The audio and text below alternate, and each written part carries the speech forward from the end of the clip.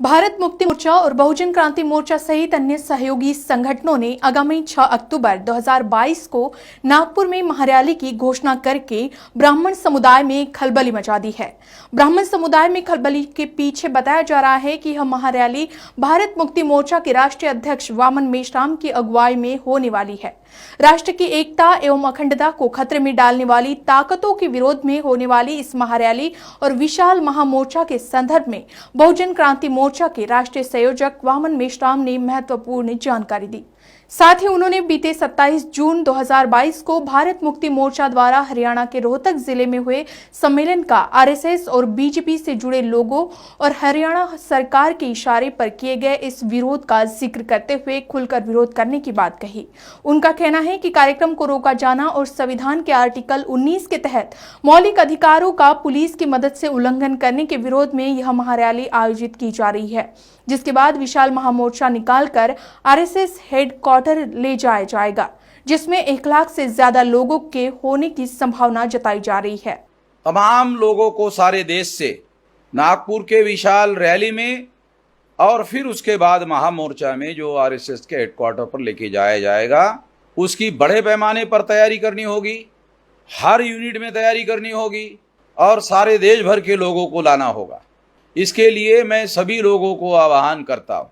एक और बात भी मैं कहना चाहता हूँ कि हमारे पास मेरा फ़ोन टेपिंग और विलास खरात का फ़ोन टेपिंग किया गया और जो संगठन के तोड़फोड़ करने वाले लोग आरएसएस और बीजेपी के साथ मिली भगत से काम कर रहे हैं, उनको दिया गया ये धमकी देने के लिए कि हमने तुम लोगों का टेपिंग किया हुआ है, ये मौलिक अधिकार का उल्लंघन है।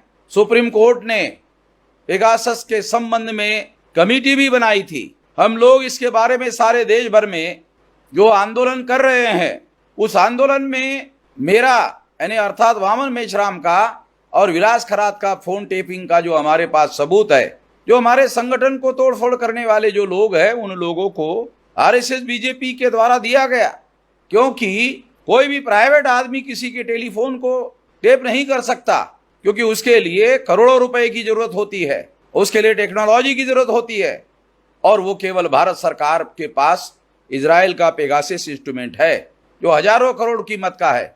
इससे ये साबित होता है कि उन्होंने तोड़फोड़ करने वाले लोगों की मदद करने के लिए दिया है।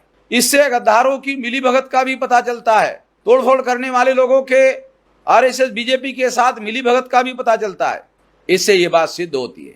जब हमने 6 अक्टूबर को महामोर्चा लेकर जाने का ऐलान किया, उसके बाद आरएसएस के हेडक्वार्टर को 150 कंपनी सिक्योरिटी फोर्स दिया गया और इससे वो हमारे लोगों को डराना चाहते हैं। हम संविधान की रक्षा करने के लिए किसी भी तरह का त्याग और बलिदान करने के लिए तत्पर है, तैयार है और इसके लिए हम लोग हर हालत में, हर स्थिति में मोर्चा लेकर जाएंगे। 150 कंपनियां उन्होंने लगाई, इस वजह से 1 लाख लोगों का मोर्चा हमने लेकर जाने का ऐलान किया था।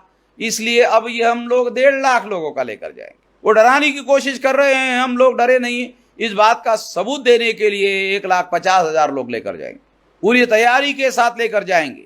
इस मौके पर मैं ये बात कहना चाहता हूँ। ब्राह्मण संगठनों द्वारा वामन मेश्राम को लगातार रोकने की कोशिश की जाती रही है। इससे यह साफ हो जाता है कि अब वामन मेश्राम को रोक पाना ब्राह्मण संगठनों के बस की बात नहीं है।